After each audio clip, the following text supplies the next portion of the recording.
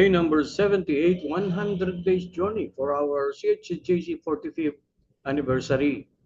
Our text for today will be on 2 Chronicles chapter 20, verse 20 and 21 from the King James Bible. And they rose early in the morning and went forth into the wilderness of Tekoa.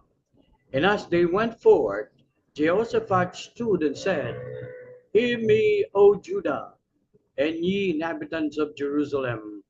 Believe in the Lord your God, so shall you be established. Believe his prophets, so shall you be prosperous.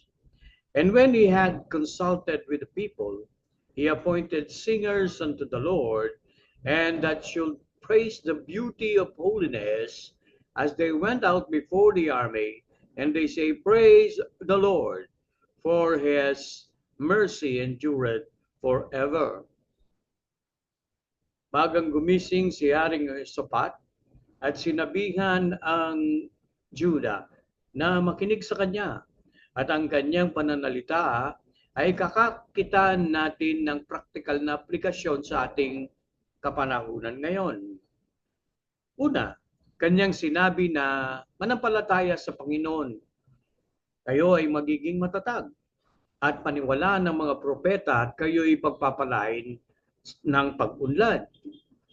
At siya ay nagtalaga ng mga awit kasama ng mga upo na sinasabing purihin ang Panginoon dahil ang kanyang habag ay mananatili magpakailanman. Sa paglutas ng ating problema sa ating kakayanan, sariling kakayanan, may tuturing na para tayong kinatay na pato na walang ulo na tumatakbo ng walang direksyon. Ang katotohanan ating makikita ay ang buong pananampalataya sa Diyos at sa kanyang salita. At ganoon din naman, may itinalagang karapat-dapat na mga pastor sa ating kapanahunan upang sila ay sundin at pakinggan. Dahil ang pagsunod ay magdadala ng pag-unlad na pagpapala. Bago pa natin buhatin ang kabigatan ng problema, simulan na nating awitan ng Panginoon at ipahayag ang kanyang kabanalan. Ang kanyang biyaya ay magpawalang hanggan.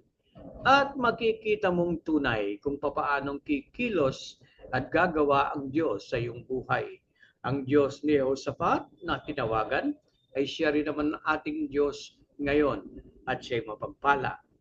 Pasalamatan natin ang Panginoon. O Diyos ng dakila, kami nagpapasalamat sa inyong katapatan dahil kapag napakinggan po namin ang iyong mga salita, may kaakibat na pagpapala ito. Ganon din naman ang aming lubusang pagtitiwala sa iyong sinabi. Magsisimula kaming magpupuri, magpapasalamat dahil Panginoon, kikilos kayo sa aming buhay. Maasahan namin ang iyong habag, maasahan namin ang iyong biyaya. Ito po ang aming samot dalangin sa pangalan ni Jesus.